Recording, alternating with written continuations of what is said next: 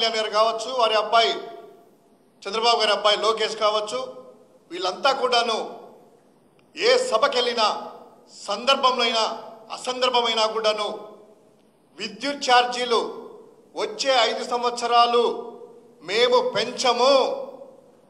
పెంచమనేదే కాకుండా ఆ విద్యుత్ ఛార్జీలు తగ్గిస్తాము.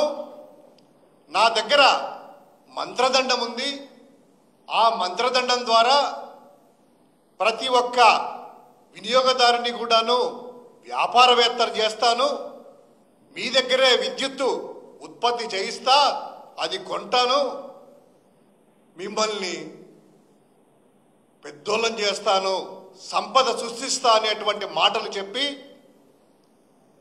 ఆ యొక్క మాటలు కూడా ఒక్కసారి మనం చూస్తే కొన్ని పేపర్ క్లిప్పింగ్స్ వాళ్ళు ఏమన్నారు అనేటువంటిది ఒక్కసారి గమనిద్దాం. మేము వస్తే విద్యుత్ ఛార్జీలు పెంచాం. తిరువూరు భీమవరం సభల్లో చంద్రబాబు 5 సంవత్సరాలు ₹1 కూడా పెంచాం, తగ్గిస్తాం. ఎప్పుడుది? 2024 జనవరి 8వ తారీఖున. ఒక్కసారి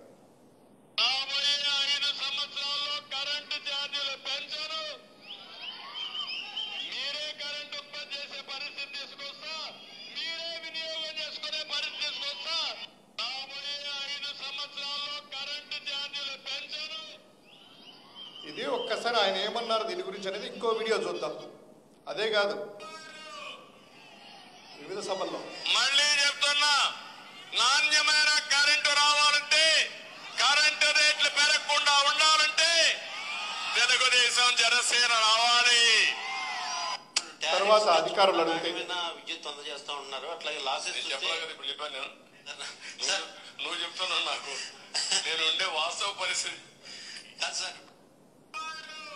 వచ్చి రాగానే మొదటి సంవత్సరంలోనే 15,485 కోట్ల రూపాయలు భారం, విద్యుత్ ఛార్జీల అదనపు భారం ప్రజల నెత్తి మీద వేశారు. ఎంత? 15,485 కోట్ల రూపాయలు.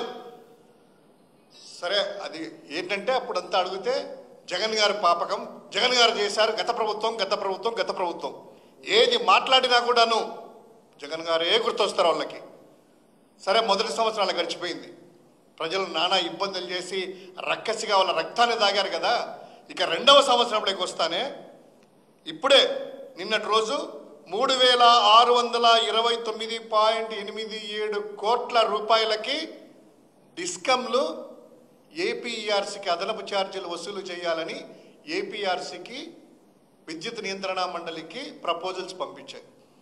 అంటే అదనంగా 15,485 కోట్ల రూపాయలు గడిచిన సంవత్సరం రాబట్టి ప్రజల మీద విద్యుత్ ఛార్జీలు పిడుగు వేసి మరోసారి వారి నడ్డి విరచడానికి 3,629.87 కోట్ల రూపాయలు ప్రపోజల్స్ డిస్కంలు విద్యుత్ నియంత్రణ మండలికి పంపించాయట.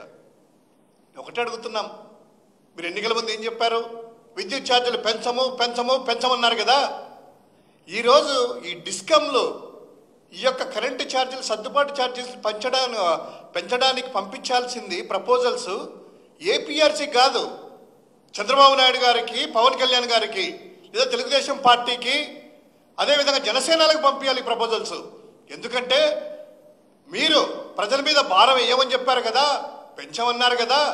ఇప్పుడు ఈ ప్రభుత్వం కడుతుందా, లేదా చంద్రబాబు నాయుడు గారు కట్టాలా, లేదా జనసేన నాయకుడు పవన్ కళ్యాణ్ గారు కట్టాలా, లేదా లోకేష్ గారి హెరిటేజ్ నుంచి కట్టాలనేటువంటిది వాళ్ళు నిర్ణయించుకోవాలి. ఎందుకంటే ప్రజల మీద భారం అని హామీ ఇచ్చి వచ్చారు కదా. ఈ పెన్షన్లు కూడాను 4,000 రూపాయలు, మేము 3,000 రూపాయలు ఇస్తే 4,000 పెన్షన్ అనేసి 5 లక్షల మందికి కోత విధిస్తూ ఈ పెన్షన్లు ఇచ్చేటువంటి మొత్తము 7,500 కోట్లు ఇల్లు ఇచ్చి ప్రజలకి, అది కూడా గత సంవత్సరం అంతా ఎగ్గొట్టి ఇప్పుడు 19,115 కోట్ల రూపాయలు ప్రజల నుంచి ముక్కు పిండి వసూలు చేసేటువంటి కార్యక్రమం మనం చూస్తూ ఉన్నాం. ఈ యొక్క సంపద సృష్టిస్తా అని ప్రతిరోజు చెప్పేవాళ్ళు చంద్రబాబు నాయుడు గారు. ఏందయ్యా సంపద సృష్టించి బాగా చేస్తానని కొంతమంది నమ్మిన అమాయక ప్రజలు ఈరోజు స్వామి సంపద సృష్టి అంటే ఏదో అనుకున్నాము, నెలకు 2,000, 3,000, 4,000 రూపాయలు మధ్యతరగతోడికి, పేదోడికి ఇంత కరెంటు బిల్లులా, ఇదేనా సంపద సృష్టి మా నడ్డి విరిచడమే సంపద సృష్ట, మా నెత్తిన పిడిగేయడమే నా సంపద సృష్ట, ఇదేనా అనేటువంటిది ప్రజలందరూ కూడాను ముక్కున వేలేసుకుని అవాక్కవుతున్నారు.